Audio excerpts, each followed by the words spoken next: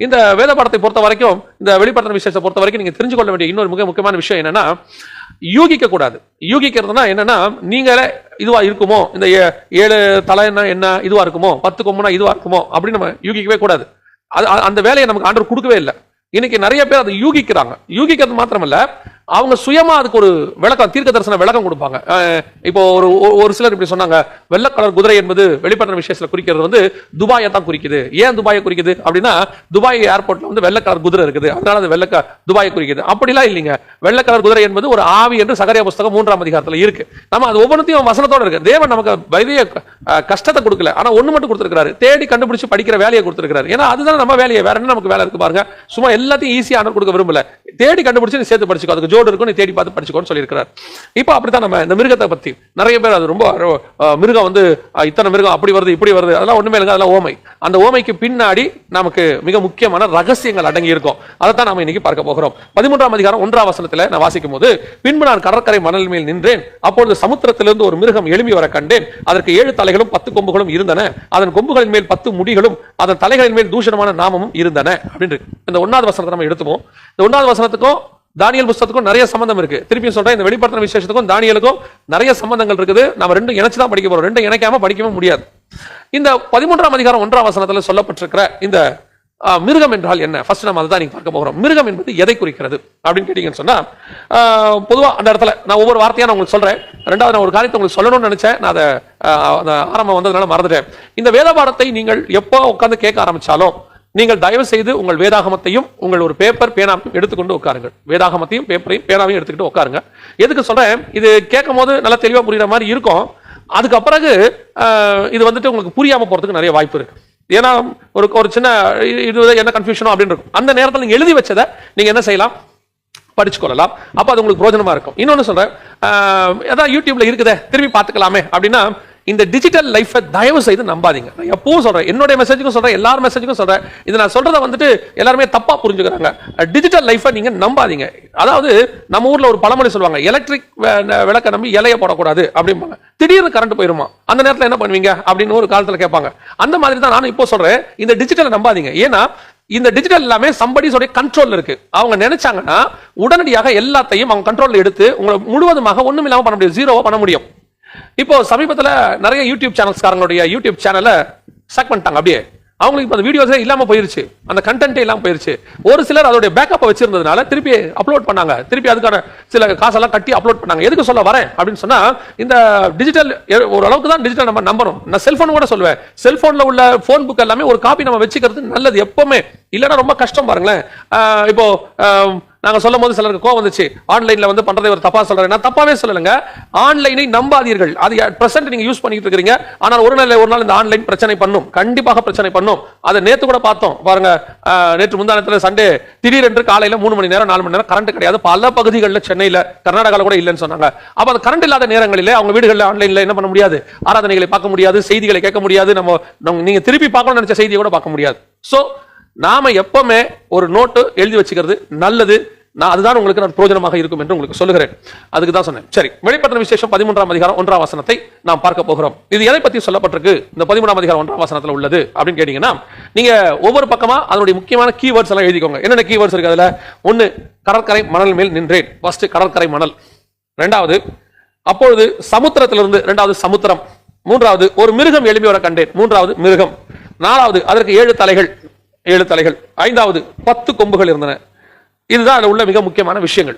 இந்த 1ஆம் அதிகாரத்தில் உள்ளதுல முதல் வசனத்துல உள்ளதுல மிக முக்கியமானது இதுதான். இப்ப இது எதை பத்தி சொல்லுது, இது எதை பத்தி எந்த காரியத்தை சொல்லுது அப்படின்னு சொன்னா, இந்த இடத்துல பின்பு நான் கடற்கரை மணல் மேல் நின்றேன் அப்படின்னு. இந்த கடற்கரை மணல் என்பது எதை குறிக்கிறது, கடற்கரை மணல் என்பது எதை குறிக்கிறது அப்படின்னு கேட்டா, வேதத்துல ஓசியாவின் புத்தகம் 1ஆம் அதிகாரம் 10வது வசனத்துல கடற்கரை மணல் என்பது இஸ்ரவேல் ஜனங்களை குறிப்பதாக சொல்லப்பட்டிருக்கு. என்றாலும் இஸ்ரவேல் புத்திரருடைய தொகை அளக்கவும் எண்ணவும் கூடாத கடற்கரை மணல் தனியா இருக்கும் அப்படின்னு. இந்த கடற்கரை மணல் அப்படின்னா, நான் கடற்கரை மணல் மேல் நின்றேன் அப்படின்னு தீர்க்கதரிசி சொல்றார். அதோட அர்த்தம் என்னன்னா, நான் இஸ்ரவேல் புத்திரர் மத்தியிலே நின்றேன் அப்படின்னு அர்த்தம். இந்த இடத்துல இன்னொரு காரியத்தை நான் உங்களுக்கு சொல்ல விரும்புறேன். இந்த தீர்க்கதரிசிகள் நல்லா கவனிங்க. பைபிள்ல இவங்க எதை தீர்க்க தரிசனம் உரைக்கிறாங்களோ அந்த இடத்துல அவங்க இருப்பாங்க. தீர்க்க தரிசனம் எங்க உரைக்கிறாங்களோ அந்த இடத்துல அவங்க இருப்பாங்க. அவங்க இருந்து அந்த தீர்க்க தரிசனத்தை சொல்லுவாங்க. இப்போ உதாரணமா இவர் கடற்கரை மணல்ல நிக்கிறார். அடுத்து 17ஆம் அதிகாரம் 3ஆம் வசனத்துல பாருங்க, ஆவிக்குள் என்னை வனாந்தரத்திற்கு கொண்டு போனார் அப்படின்னு. 37ஆம் அதிகாரத்துல பாருங்க, எசேக்கியேல் புத்தகத்துல என் தலைமயிரை பிடித்து அவர் என்னை வானத்துக்கு பூமிக்கு நடுவில் கொண்டு போனார் அப்படின்னு இருக்கும். இன்னொரு இடத்துல என்னை கொண்டு போய் எலும்புகள் நிறைந்த பள்ளத்தாக்கில் விட்டார். அப்ப தீர்க்க தரிசனம் உரைக்கும் போது வேதத்தின் அடிப்படையில், நான் சொல்றது எல்லாமே வேதத்தின் அடிப்படையில், வேதத்தின் அடிப்படை இல்லாம எங்கிட்ட வந்துட்டு நீங்க எப்படி சொல்றீங்க அப்படி சொல்றீங்க, வேதத்தின் அடிப்படையில் நான் சொல்றேன். வேதத்தின் அடிப்படையில் தீர்க்கதரிசியானவன் ஆவியில அந்த இடத்துல இருக்கணும். அந்த இடத்துல ஆவிக்குள் என்னை வனாந்தரத்துல கொண்டு போனார், அந்த இடத்துல இருந்து அவன் தீர்க்க தரிசனம் சொல்லணும். அப்பதான் ரெண்டாவது யோனா தீர்க்க தரிசனம் சொல்லணும், நினிவேக்கு சொல்லணும், அவர் நினிவேல இருக்கணும் பாருங்களேன். அவர் தர்ஷீஸ்ல இருந்து சொல்லலாமே, தர்ஷீஸ்ல இருந்து ஒரு ஆள்கிட்ட சொல்லி எப்பா நீ நினிவேல போய் இதை நான் சொன்னேன்னு சொல்லுன்னு சொல்லாமே. ஏன் சொல்றேன்னா இந்த கடைசி காலத்துல எங்கேயோ உட்காந்துக்கிட்டு எதுக்கோ தீர்க்க தரிசனம் சொல்றது வந்து இப்போ ரொம்ப மாடலா போயிருச்சு. அதுவும் தமிழ்நாட்டுக்குள்ள உட்காந்துக்கிட்டு, சென்னைக்குள்ள உட்காந்துக்கிட்டு, எங்கேயோ உட்காந்துக்கிட்டு ஜப்பானில் பூகம்பம் வரும், பெருநாட்டில் பூகம்பம் வரும், ஜப்பானில் சுனாமி வரும், அது வரும் இது வரும்னு சொல்றாங்க. ஒண்ணு இவங்க அங்க போய் சொல்லணும், ஏன்னா அப்பதான் அவங்களுக்கு புரியும். அங்களுக்குள்ள தான் நம்ம தீர்க்க தரிசனம் சொல்றோம். எதுக்காக இங்க இருந்து நம்ம சொல்றோம்? அவங்களுக்கு போய் சொல்லணும். நம்பர் 2, இல்லங்க இது வந்துட்டு டிஜிட்டல் காலம், அதனால நாங்க என்ன செய்யறோம், இங்க இருந்து அவங்களுக்கு அனுப்பி விடுறோம். அவங்க எல்லாரும் தெரிஞ்சுக்கிட்டு அவங்களுக்கு அனுப்பி விட்டு அவங்க மன திரும்ப பண்ணணும்னா அங்க இருக்கிற முக்கியமான ஆள்கிட்ட போய் சொல்லணும். அப்படி சொல்றோமா? இதெல்லாம் என்ன வேலை அப்படின்னு கேட்டீங்கன்னா, ஒருவேளை சில காரியங்கள் இயற்கையா நடக்கும், நடந்த உடனே ஏன்னா அவங்க சொன்னதுல 10 நடந்தாதான் கர்த்தர் சொன்னது, 2 நடக்குது 3 நடக்குது, மிச்சம் 7 நடக்க மாட்டேங்குது. அப்ப என்ன ஆகுது, அவங்க சொன்னது 2 3 நடந்த உடனே கர்த்தர் சொன்ன சகோதரர் சொன்னபடியே கர்த்தர் செய்தார் அப்படின்னு சொல்லி அதுல ஒரு விளம்பரம், அவ்வளவுதான். தீர்க்க தரிசனம் சொன்னா 10 சொன்னா 10 நடக்கணும், தீர்க்க தரிசனுடைய ஆவி அங்க இருக்கணும், அவங்க மத்தியில் இருக்கணும். அப்போ 30 நாட்டுக்கு சொல்றாங்க 1ஆம் தேதி காலையில, அப்ப 30 இடத்துல இவங்க ஆவி இருந்துச்சா அன்னைக்கு? இனிமேட்டு வரும். சரி கவனிங்க. அப்போ தீர்க்கதரிசி கடற்கரை மணல் மேல் நின்றேன் அப்படின்னா என்ன அர்த்தம்? நான் இஸ்ரவேல் புத்திரர் மத்தியிலே நின்றேன் அப்படின்னு. இரண்டாவது, சமுத்திரத்திலிருந்து ஒரு மிருகம் எழும்பி வர கண்டேன். சமுத்திரம் என்பது எதை குறிக்கிறது? சமுத்திரம் என்றால் என்ன? முதல்ல நமக்கு அது தெரியணும். ஆதியாகமத்தின் புத்தகம் 1ஆம் அதிகாரம் 10வது வசனத்துல ஆண்டவர் சொல்றாரு, தண்ணீர் எல்லாம் ஒரு இடத்தில் சேர கடவது, வெட்டாந்தரை உண்டாக கடவது, சேர்ந்த ஜலத்திற்கு சமுத்திரம் என்று பெயரிட்டார், வெட்டாந்தரைக்கு பூமி என்று பெயரிட்டார். சமுத்திரம்னா என்ன? தண்ணீர்கள் நிறைந்த இடம். சமுத்திரம் என்பது தண்ணீர்கள் சேர்ந்த இடத்துக்கு பேர் தான் சமுத்திரம். இது தெரியாதா? எங்களுக்கு தெரிஞ்சுக்குங்க எதுக்கு சொல்ல வரேன் அப்படின்னா. அடுத்து, அப்ப சமுத்திரம் என்பது வெளிப்படுத்தின விசேஷத்தை பொறுத்த வரைக்கும் எதை குறிக்கிறது? வெளிப்படுத்தல் 17:15 சரியா? அதுல பின்னும் அவன் என்னை நோக்கி, அந்த வேசி உட்கார்ந்திருக்கிற தண்ணீர்களை கண்டாயே, அவைகள் ஜனங்களும் கூட்டங்களும் ஜாதிகளும் பாஷைக்காரருமாம். அப்படின்னா என்ன அர்த்தம்? திரளான தண்ணீர்கள் மத்தியில் இருந்து ஒரு மிருகம் எழும்பி வர கண்டேன் அப்படின்னா, திரளான ஜனங்கள் மத்தியிலிருந்து, மல்டிடியூட்ஸ், திரளான ஜனங்கள் மத்தியிலிருந்து ஒரு மிருகம் எழும்பி வர கண்டேன். இப்ப தீர்க்கதரிசி எங்க இருக்கிறாரு? கடற்கரை மணல்ல நிக்கிறாரு, அதாவது இஸ்ரவேல் ஜனங்கள் மத்தியில் நிக்கிறாரு. சமுத்திரத்திலிருந்து ஒரு மிருகம் எழும்பி வருகிறது. அதோட அர்த்தம் என்ன? இஸ்ரவேல் ஜனங்களுக்கு விரோதமாக ஒரு மிருகம் எழும்பி வரும். எங்க இருந்து வரும்? மற்ற ஜனங்கள் மத்தியிலிருந்து, திரளான ஜனங்கள் மத்தியிலிருந்து இஸ்ரவேலுக்கு விரோதமாக ஒரு மிருகம் எழும்பி வரும். இது அங்க சொல்லப்பட்டிருக்கு. இது இரண்டாவது. மூன்றாவது, மிருகம் என்றால் என்ன? இதான் கீவேர்டா பாருங்க. இது தெரிஞ்சிருச்சுனாலே நமக்கு ஏறக்குறைய ஒரு 20% வெளிப்படுத்தின விஷயத்துல மிக முக்கியமான விஷயங்கள் தெரிய ஆரம்பிச்சோம். மிருகம் என்பது எதை குறிக்கிறது? நம்ம மிருகத்தை பார்க்கணுமே. இந்த மிருகத்துக்கான விளக்கம் எங்க இருக்கு அப்படின்னு பாத்தீங்கன்னா, தானியேல் புத்தகம் 7ஆம் அதிகாரத்துல இதற்கான மிருகத்துக்கான விளக்கம் இருக்கு. தானியேல் புத்தகம் 7ஆம் அதிகாரம் 3வது வசனத்தை நீங்கள் வாசிக்கும் போது, அப்பொழுது வெவ்வேறு ரூபமுள்ள 4 பெரிய மிருகங்கள் சமுத்திரத்திலிருந்து எழும்பின அப்படின்னு. இப்ப நீங்க கேட்கலாம், நீ ஏன் திடீர்னு தானியேல் புத்தகத்துக்கு போனீங்க, வெளிப்படுத்தல் எடுத்தீங்க? நான் ஏற்கனவே உங்களுக்கு சொல்லியிருக்கிறேன், வெளிப்படுத்தல விடுபட்ட அத்தனை காரியங்களும் தானியேல்ல இருக்கும். தானியேல்ல உள்ள கீ எல்லாம் வெளிப்படுத்தின விசேஷத்துல இருக்கும். ரெண்டையும் நம்ம என்ன செய்யணும்? மிக்ஸ் பண்ணி தான் பார்க்கணும். அப்ப இந்த இடத்துல நம்ம பார்க்கிறோம் 7ஆம் அதிகாரம் 3ஆம் வசனம் தானியேல் புத்தகத்துல, அப்பொழுது வெவ்வேறு ரூபமுள்ள பெரிய மிருகங்கள், 4 பெரிய மிருகங்கள் சமுத்திரத்திலிருந்து எழும்பின. இங்கேயும் அந்த மிருகங்கள் சமுத்திரத்திலிருந்து 4 பெரிய மிருகங்கள் வருது. இந்த 4 பெரிய மிருகங்களுக்கும் வெளிப்படுத்தல் 13 உள்ள மிருகத்துக்கும் ஒரு சம்பந்தம் இருக்கு. அந்த பின்னாட்கள் நம்ம எடுக்கிறோம்.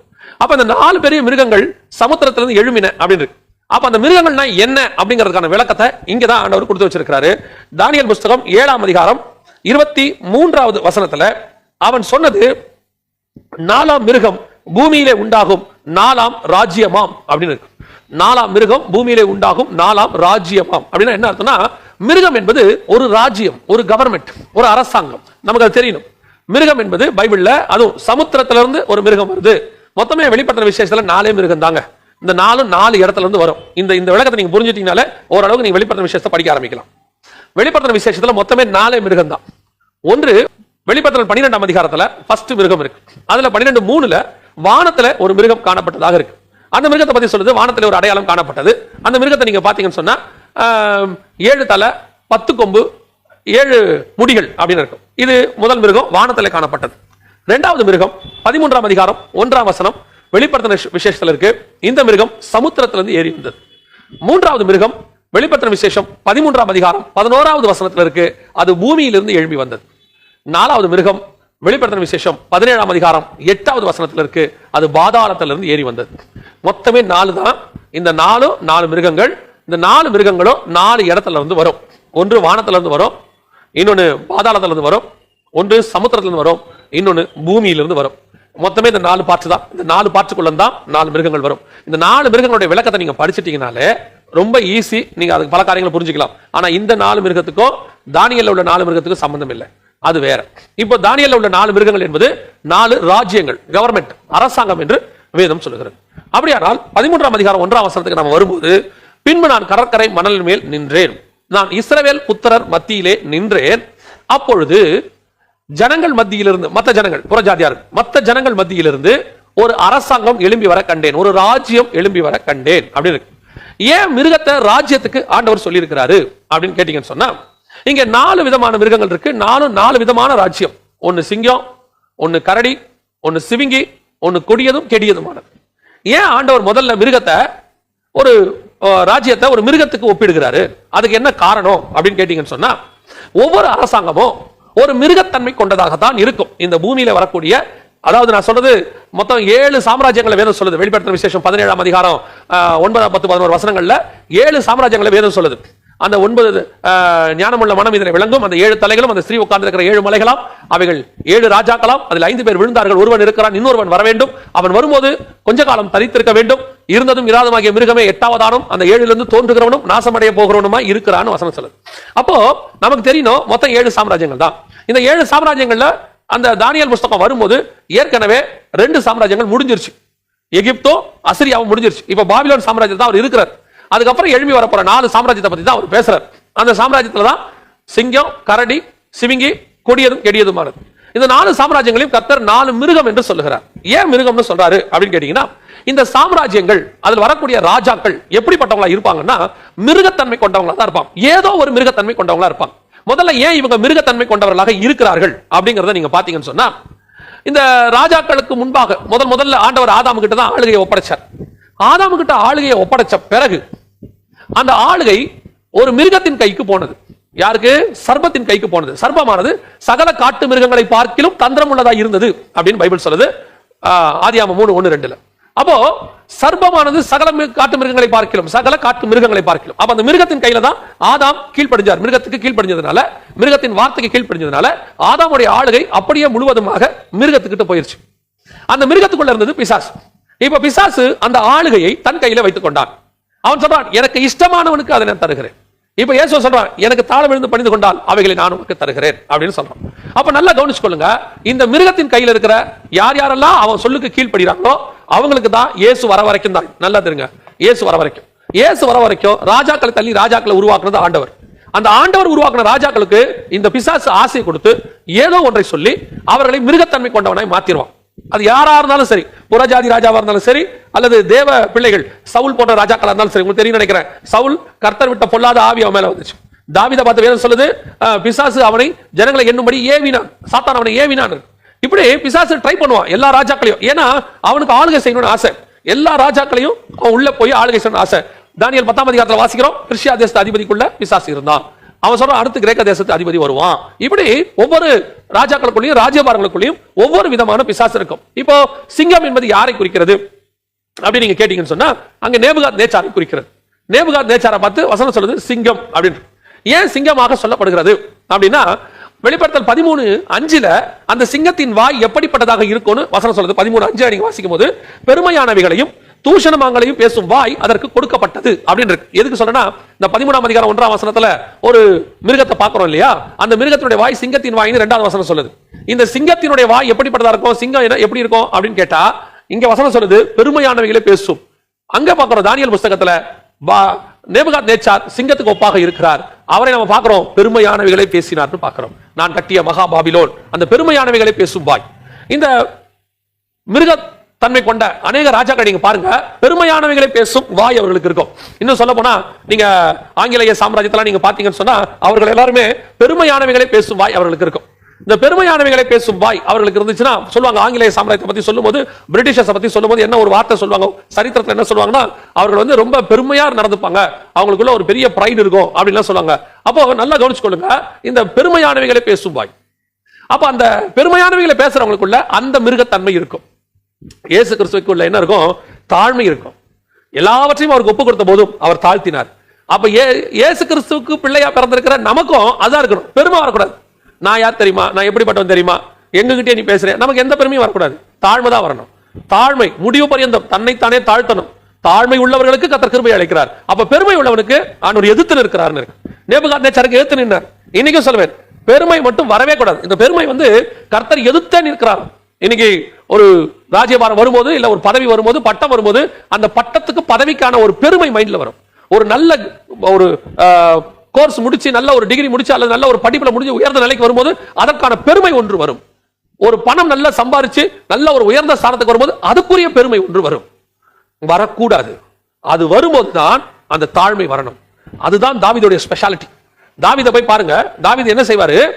அவர் ஆடு மேய்க்கும் போது எப்படி இருந்தாரோ அப்படியே தான் ராஜாவா இருக்கும் போது இருந்தார். ராஜாவா இருக்கும் போது சண்டை போட்டாரு, அதெல்லாம் ஓகே தான். அவர் இருதயத்தை நான் சொல்றேன். அவர் இருதயம் இன்னும் சொல்லுது, கர்த்தர் என் மெய்ப்பராக இருக்கிறார். நான் ஆட்டுக்குட்டிங்கிறாரு, தன்னைத்தான் ஆட்டுக்குட்டிங்கிறார். கர்த்தர் என் மெய்ப்பராக இருக்கிறார். அவ்வளவு தூரம் ராஜா ஆடிட்டு வராரு, வஸ்திரம் கழண்டு விழுது.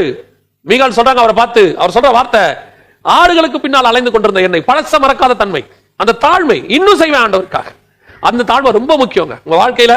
பெருமை மட்டும் வந்துடவே கூடாது. கர்த்தர் உயர்வை கட்டளை இடுவார். உயர்வு ஏற்ற காலத்தில் அடங்கி இருங்க, ஏற்ற காலத்தில் உங்களை உயர்த்துவார் இருக்கு. பலத்த கருத்துக்கள் அடங்கி இருங்க, உயர்த்துவார். உயர்த்தாத ஆண்டவரே கிடையாது. உயர்த்த போது மட்டும் அவர் ஏன் அந்த டைம் எடுத்துக்கிறார் தெரியுங்களா? அந்த உயர்வு வரும்போது உங்களுக்குள்ள பெருமை வந்துடக்கூடாதுங்கிறதுக்காக உங்களை கொண்டு போற பாதைகளை அப்படிப்பட்ட பாதைகளை கொண்டு போவாரு. நீங்கள் கொண்டு போய் அவங்க மேல உட்கார்ந்த உடனே அந்த உயர்வு வரக்கூடாது. இந்த இடத்துக்கு நான் கஷ்டப்பட்டு வந்தேன், உங்களுக்கு கீழே அந்த கஷ்டப்பட்டு வரவனை பார்க்கும்போது நானும் இப்படித்தானே வந்தேன், அவனும் என்னோட இருதயம் தானே அவனுக்கும் இருக்கும் அப்படின்னு உங்களுக்கு தோணணும். அதை விட்டுட்டு நீங்க மேல வரும்போது அந்த சிறுமையானவனை நீங்க நசுக்க தொடங்குனீங்கன்னு வச்சுக்கோங்க. அந்த எளிமையானவனை, கர்த்தருக்கு பிடிக்காத பாவங்கள்ல ஒண்ணு என்ன தெரியுங்களா? சோதோம்ல இருந்த பாவம் அதுதானமா, நோவா காலத்துல இருந்த பாவம் அதுதானமா. என்ன தெரியுமாமா? சிறுமையானவனை நினைக்காம போறது, எளியவனை தூக்காம போறது. அப்படியே சின்ன ஆட்களை பார்த்தா ஒரு ஒரு அற்ப பார்வை, பெரியவங்களை பார்த்தா வேற மாதிரி அப்படியே கொலாவுறது, அப்படியே பணக்காரனை பார்த்தா அப்படியே குனியறது, அப்படியே ஒரு ஏழைகளை பார்த்தா அற்ப பார்வை. அத்தனை பேரும் தேவனுக்கு முன்பாக சமம். அவ்வளவுதான். உலகத்தான் அப்படி செய்வாங்க, அவங்க அதை செய்வாங்க. ஆவிக்குரியவர்களுக்கு அது வரவே கூடாது. எனக்கு ஆண்டவர் சொல்லிக் கொடுத்தது ஒன்னே ஒண்ணுதான். சிங்காசனத்தில் உட்கார்ந்து இருக்கிற நேபுகாத்நேச்சாரை புள்ளி மேய வைக்கவும் அவரால் முடியும். ஆடுகளுக்கு புல்லை போட்டுக் கொண்டிருக்கிற தாவீதை கொண்டு போய் சிங்காசனத்தில் உட்கார வைக்கவும் அவரால் முடியும். He can do anything. அவருக்கு முன்னாடி தாழ்த்தனவன் பிழைச்சான். பெருமையா பேசினவன், பட்டத்தை வச்சுக்கிட்டு, பதவியை வச்சுக்கிட்டு, படிப்பை வச்சுக்கிட்டு, கர்த்தர் கொடுத்திருக்கிறதான ஸ்தானத்தை வச்சுக்கிட்டு பெருமை வந்துச்சு, தொலைஞ்சோம். அதுக்கு நல்ல உதாரணம் சவுலும் நேபுகாத்நேச்சார். அதாவது புறஜாதியார் நேபுகாத்நேச்சார், தேவ பிள்ளைகள் சவுல். நல்ல உதாரணம். முடிஞ்சது கதை. அப்ப நல்லா கவனிச்சுக்கொள்ளுங்க, மிருகத்தன்மை இருக்கும். ஒவ்வொரு அரசாங்கத்துக்குள்ளேயும் ஒவ்வொரு ராஜாக்களுக்குள்ளேயும் அந்த மிருகத்தன்மை இருக்கும். அதனாலதான் ஆண்டவர் என்ன செய்வாரு?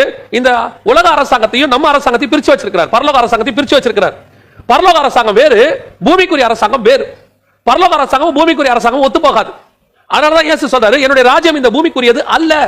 அப்ப இந்த உலகத்தின் ராஜ்யங்கள் எல்லாம் மிருகத்தன்மை வாய்ந்தது. மனுஷத்தன்மை வாய்ந்த ஒரே ராஜ்யம் மனுஷகுமாரன் சாம்ராஜ்யம் மட்டுமே. இரும்பு கோலால் ஆளுகை செய்வார். அந்த லா வேற, அதுக்கான இருக்கக்கூடியதான கிளைமேட் கண்டிஷன் வேற, அன்னைக்கு எல்லாமே வேற. கிங்டம் ரூல் ஒன்னு இருந்துச்சு. அதுக்கு அப்புறம் டெமோக்ரசி, நம்ம ஜனநாயகம் வந்திருக்குது. இதுக்கு அப்புறம் ஆன்டிகிரைஸ்டோட கவர்மெண்ட்ல டிக்டேட்டர்ஷிப் வரும், சர்வாதிகாரம் வரும். இது ஒவ்வொன்றும் வெவ்வேறு மெத்தட் பாருங்க. கிங்டமுக்கு ஆப்போசிட் தான் டெமோக்ரசி, டெமோக்ரசிக்கு ஆப்போசிட் தான் டிக்டேட்டர்ஷிப். இந்த டிக்டேட்டர்ஷிப், டெமோக்ரசி, கிங்டம் இதெல்லாம் தாண்டி இன்னொரு ரூல் ஒன்னு இருக்கு. கிங்டம்லயே டெமோக்ரசி பண்ற ரூல், டெமோக்ரசிலே டிக்டேட்டர்ஷிப் பண்ற ரூல், மூணு சேர்ந்த மாதிரி ஒரு கிங்டம், ஒரு ரூல் ஒன்னு வரும். அதான் இயேசுவோட 1000 வருஷ அரசாட்சி. அவர் ராஜாவா இருப்பாரு. இரும்புகோல், அதாவது என்னது இரும்புகோல் என்பது எதை குறிக்கிறது? டிக்டேட்டர்ஷிப். டிக்டேட்டர்ஷிப்பும் பண்ணுவாரு, அட் த சேம் டைம் ஜனங்கள் மேல அன்பாக இருப்பாரு. அது டெமோக்ரசி. மூணு சேர்ந்து பண்ணுவாரு. இப்படி ஒரு கிங்டம் உலகமே பார்த்திருக்காது. அதுதான் மனுஷகுமாரன் சாம்ராஜ்யம். இப்போ இந்த மிருகங்கள் இந்த இடத்துல நம்ம பார்க்கிறோம். 4 பெரிய மிருகங்கள் எழும்பி வந்தன. மிருகம் என்பது ஒரு அரசாங்கம். கடைசி காலத்துல 13:1 பார்த்துக்கிட்டு இருக்கிறோம். அப்போ 13:1 சொல்லுது, நான் பின்பு நான் கடற்கரை மணல் மேல் நின்றேன், அப்பொழுது சமுத்திரத்திலிருந்து ஒரு மிருகம் எழும்பி வர கண்டேன். அதாவது நான் இஸ்ரவேல் ஜனங்கள் மத்தியிலே நின்றேன், அப்பொழுது புறஜாதியார் மத்தியிலிருந்து, மற்ற ஜனங்கள் மத்தியிலிருந்து ஒரு அரசாங்கம் எழும்பி வர கண்டேன். அந்த அரசாங்கத்திற்கு 7 தலைகள் இருந்தன. 7 தலைகள் என்பது எதை குறிக்கிறது? வெளிப்படுத்தின விசேஷம் 17ஆம் அதிகாரம் 9வது வசனத்துல அந்த 7 தலைகளும் அந்த ஸ்திரீ உட்கார்ந்து இருக்கிற 7 மலைகளாம் அப்படின்னு. அந்த 7 தலைகளும் அந்த ஸ்திரீ உட்கார்ந்து இருக்கிற 7 மலைகளாம் அப்படின்னு. ஸ்திரீ உட்கார்ந்து இருக்கிற 7 மலை அப்படின்னா என்ன? ஸ்திரீ என்பது முதல்ல யாரு அப்படின்னு நீங்க பார்க்கணும்னா 18வது வசனத்தை நீங்கள் பார்க்கணும். வெளிப்படுத்தின விசேஷம் 17ஆம் அதிகாரம் 18வது வசனத்தை நீங்க பாத்தீங்கன்னா, நீ கண்ட ஸ்திரீயானவள் பூமியின் ராஜாக்கள் மேல் ராஜ்யபாரம் பண்ணுகிற மகா நகரமேயாம் அப்படின்னு. அப்போ 7 மலைகளுக்கு மேல் ஒரு நகரம் உட்கார்ந்து இருக்கிறது. கடைசியா ஒரு ராஜ்யம் எழும்பி வரப்போகிறது. அதன் தலை 7 மலையாக இருக்கும். அதாவது 7 மலை நகரமாக இருக்கும். இந்த 7 மலை நகரம் என்பதுல நிறைய பேருக்கு நிறைய கருத்துகள் இருக்கு.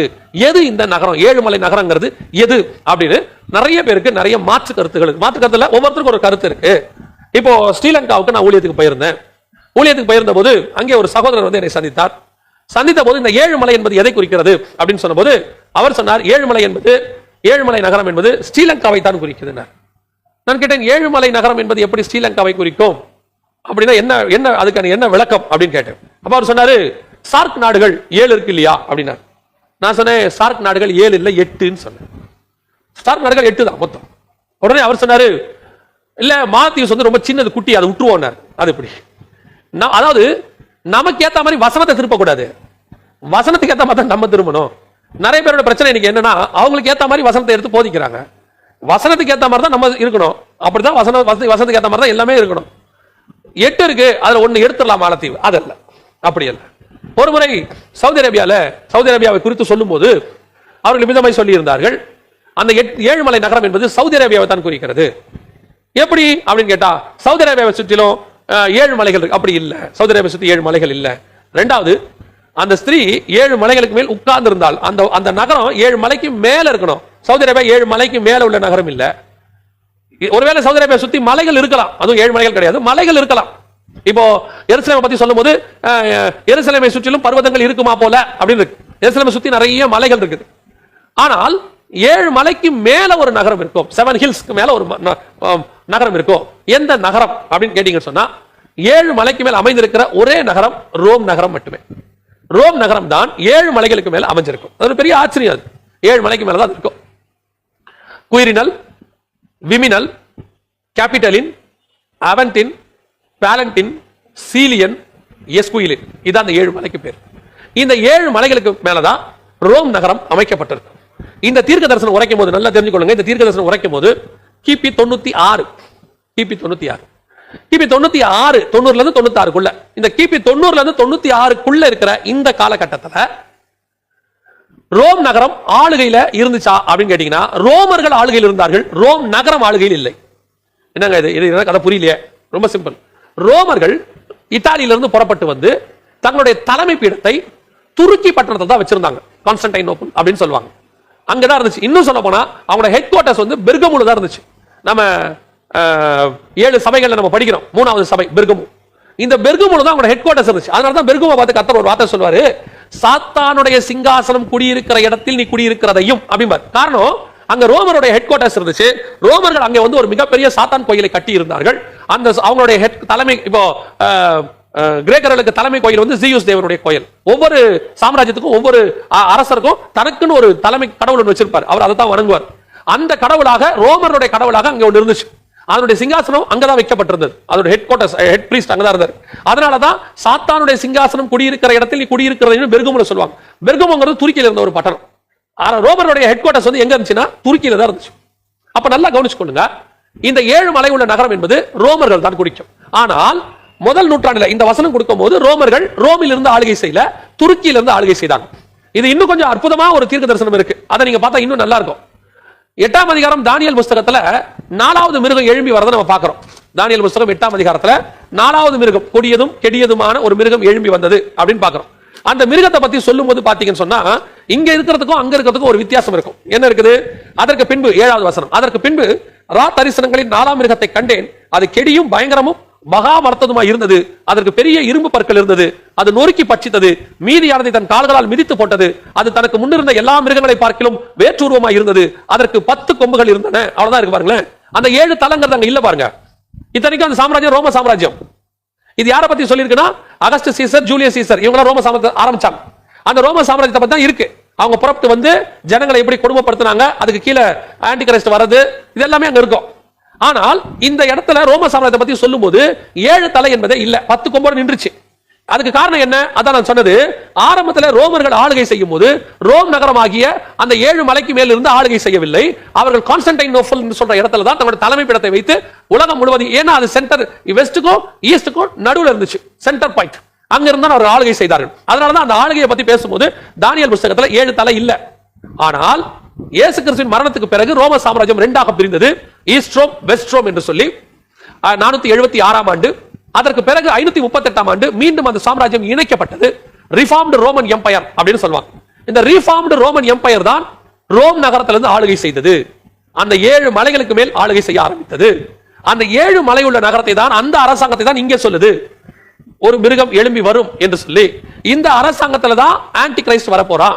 இது 538ஆம் ஆண்டு ரிஃபார்ம்டு ரோமன் எம்பையர் என்று சொல்லி ஒருங்கிணைக்கப்பட்ட ரோம சாம்ராஜ்யமாக உருவாக்கப்பட்டது.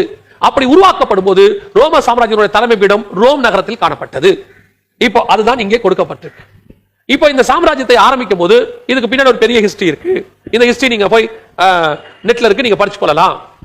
476ஆம் ஆண்டு ரோம சாம்ராஜ்யம் 2ஆக பிரிஞ்சிச்சு, ஈஸ்ட் ரோம் வெஸ்ட் ரோம் பிரிஞ்சிச்சு. இதுக்கு முன்னாடி 333ஆம் ஆண்டு கிறிஸ்தவம் அரசாங்க மதமாக மாறியது. கான்ஸ்டன்டைன் அப்படிங்கிற ராஜா தான் அதை பண்ணார்.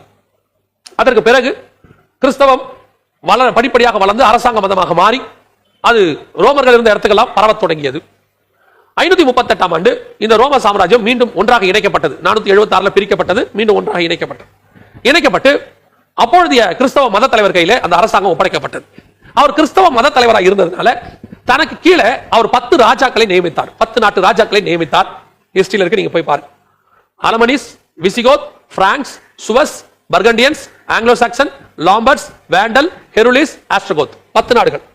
இந்த 10 நாட்டு ராஜாக்களை தனக்கு கீழே வைத்துக் கொண்டு ஏறக்குறைய ஐரோப்பா முழுவதும் அவர் ஆளுகை செய்தார். இன்னைக்கு ஐரோப்பா முழுவதும் 29 நாடு இருக்கு. இன்னைக்கு நம்ம பார்க்கிறோம், இன்னும் இருக்கு. இந்த ஐரோப்பா கண்டத்தை முழுவதுமாக அவர் ஆளுகை செய்தார். 10 ராஜாக்களை தனக்கு கீழே வைத்துக் கொண்டு அவர் அவர்களுக்கு, நம்ம ஊர்ல சொல்லுவாங்கல்ல ராஜகுரு அப்படிம்பாங்க, ராஜா இருப்பாரு எல்லாத்துக்கும் மேல, அவருக்கு மேல ஒரு மத தலைவர் இருப்பார். அந்த மாதிரி இந்த கிறிஸ்தவத்தினுடைய மத தலைவர் இந்த ராஜாக்களுக்கு மேலே உட்கார்ந்து கொண்டு அவர் அவர்களுக்கு ராஜாதி ராஜாவாக இருந்து ஆளுகை செய்தார். இந்த ஆளுகை ஆரம்பிக்கிறத பத்தி தான் 13ஆம் அதிகாரம் 1வது வசனம் நமக்கு சொல்லுகிறது. இந்த மிருகம் எழும்பி வரும், அடுத்த அரசாட்சி எழும்பி வரும், இந்த சாம்ராஜ்யம் எழும்பி வரும் என்று சொல்லி யோவானுக்கு சொல்ல, அதுதான் யோவான் கிட்ட சொல்லும் போது ஆண்டவர் சொல்றாரு, 5 பேர் விழுந்தார்கள். அதாவது ஈஜிப்ட், அசிரியா, பாபிலோன், மேதிய பெர்சியா, கிரேக்க சாம்ராஜ்யம் 5 பேர் விழுந்தார்கள். வெளிப்படுத்தின விசேஷம் 17ஆம் அதிகாரம் 9ல இருந்து 12வது வசனம் வரைக்கும் நான் சொல்றது. 5 பேர் விழுந்தார்கள். ஒருவன் இருக்கிறான், அதான் ரோம் நகரம் இருக்கு, அந்த ரோம அரசாட்சி தான் அவர் இருக்கிறார். அப்ப இருக்கிற ரோம அரசாட்சி யாருன்னு கேட்டீங்கன்னா இந்த நீரோ, டக்லிஷியன், இவங்க அடுத்தடுத்து டைட்டஸ்ல ஆரம்பிச்சு அடுத்தடுத்து வந்தாங்க கான்ஸ்டன்டைன் வரைக்கும். அதுலதான் இவர் இருக்கிறார். யாரு? யோவான் இருக்கிறார். சிறைச்சாதம் பண்ண இது சிறை ஆக்கி கொண்டு பத்மூத்தீவில் இருக்கிறார். அந்த காலகட்டத்தில் ஆண்டவர் சொல்றார், ஒருவன் இருக்கிறான், இப்ப இந்த அரசாங்கம் இருக்கு, இன்னொருவன் வர வேண்டும். அதான் இது 13ஆம் அதிகாரம் 538ஆம் ஆண்டு வரக்கூடிய அரசாங்கம். இன்னொருவன் வர வேண்டும், அவன் வரும்போது கொஞ்ச காலம் தரித்திருக்க வேண்டும். ஏன் மத்தவங்களுக்கு எல்லாம் கொஞ்ச காலம் சொல்லல, ஏன் இந்த அரசாட்சிக்கு மட்டும் கொஞ்ச காலம் சொல்லியிருக்கு அப்படின்னு பாத்தீங்கன்னா, மத்த அரசாட்சி எல்லாத்தையும் பாருங்க. எகிப்திய கவர்மெண்ட் ஒரு 400 வருஷம் கிட்ட இருந்துச்சு. அடுத்தடுத்து பார்வோன்கள் அரசாண்டாங்க. அதற்கு மட்டும் வந்து அசிரிய சாம்ராஜ்யம் ஒரு 250 வருஷம் இருந்துச்சு. அதுக்கப்புறம் வந்த பாபிலோனிய சாம்ராஜ்யம் ஒரு 200 வருஷம் இருந்துச்சு. அதுக்கப்புறம் வந்ததான மேதிய பெர்சியா கவர்மெண்ட் ஒரு 250 வருஷம் இருந்துச்சு. அதுக்கப்புறம் வந்து கிரேக்க சாம்ராஜ்யம் 333 ஆரம்பிச்சு 64 வரைக்கும் ஒரு கிமு, நான் சொல்றது ஒரு 250 வருஷம் இருந்துச்சு. கிமு 64 ஆரம்பிச்ச இந்த ரோம சாம்ராஜ்யம் ஏறக்குறைய 333 வரைக்கும் இருந்துச்சு. அதுக்கப்புறம் வந்து 538ஆம் ஆண்டு வந்த இந்த சாம்ராஜ்யம் மட்டும், மத்த எல்லாமே 250 வருஷம், 300 வருஷம், 400 வருஷம் இவ்வளவுதான். ஆனா இந்த ரோம சாம்ராஜ்யம் மட்டும் 538ஆம் ஆண்டு ஆரம்பிச்சு அதனுடைய ஆட்சி பீடம் கீழே இறங்கினது 1798ல, கரெக்டா 1260 வருஷம் இதான் ஆளுகை இருந்துச்சு. இதற்கு கீழே 10 கொம்புகள், அதாவது 10 ராஜாக்கள் இருந்தார்கள். அதை தான் நான் உங்களுக்கு சொன்னேன்.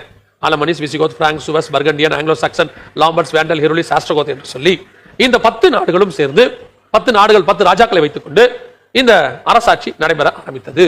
அதுல அவர்கள் அதில் மேல் 10 முடிகளும், முடிகள்னா கிரீடங்கள், அரசாட்சி. இந்த 10 பேரும் அரசாட்சியில் இருப்பாங்க. மிருகமும் அரசாட்சியில் இருக்கும், அவரும் அரசாட்சியில் இருந்தாரு. அவர் கீழே இருந்த 10 பேரும், பொதுவாக நம்ம என்ன பண்ணுவோம்னா, ஒருத்தர் மேல இருக்கிறாருன்னா அவருக்கு கீழே இருக்கிறவர்கள் அவர் கீழே மந்திரிகளா வச்சுப்பாங்க. மேல ஒருத்தர் தான் இருப்பார், பிரதம மந்திரி, முதல் மந்திரி, ஜனாதிபதி ஒருத்தர் இருப்பாங்க. அவருக்கு கீழே மந்திரிகள் வச்சுப்பாங்க. இவருக்கு இவங்க எல்லாம் என்ன செய்வாங்கன்னா ஒரு சப்போர்ட்டிவா இருப்பாங்க. ஆனால் இங்க அப்படி இல்ல, இவர் ராஜாதி ராஜா, இவங்கள ராஜாக்கள், இவங்களும் ஒரு நாட்டுக்கு ராஜா. அதான் முடிகள் கொடுக்கப்பட்டது. அவங்களுக்கும் கிரீடம் கொடுக்கப்பட்டது. முடிகள்னா கிரீடம் கொடுக்கப்பட்டது. அதன் தலைகளின் மேல் தூஷணமான நாமங்கள். அது தலைக்கு மேல என்ன இருந்துச்சுன்னா கடவுளுக்கு எதிரான நாமங்கள். இதுக்கு நிறைய விளக்கங்கள் கொடுப்பாங்க. அந்த தலைகளில் உள்ள கிரீடங்கள்ல வந்து கர்த்தருக்கு பிரியமில்லாத காரியங்கள் எழுதப்பட்டிருந்தது அப்படின்னு சொல்லி நிறைய விளக்கங்கள் கொடுப்பாங்க. இந்த சாம்ராஜ்யம் 538ஆம் ஆண்டு ஆரம்பித்து ஏறக்குறைய இந்த சாம்ராஜ்யம் தான் இன்னைய வரைக்கும் நடக்கிறது. இதனுடைய வேர் இன்னைய வரைக்கும் இருக்கு. இந்த வேர் இன்னும் இருக்கும். ஆன்டி கிரைஸ்ட் வர வரைக்கும் இருக்கும். அது எப்படி இருக்கும், இந்த வேர் எந்த அளவுக்கு வரும், அந்த 2வது வசனத்துடைய விளக்கம் என்ன என்பதை கர்த்தருக்கு சித்தமானால் நாம் இன்னொரு வேத பாட வகுப்பிலே நாம் பார்க்க போகிறோம்.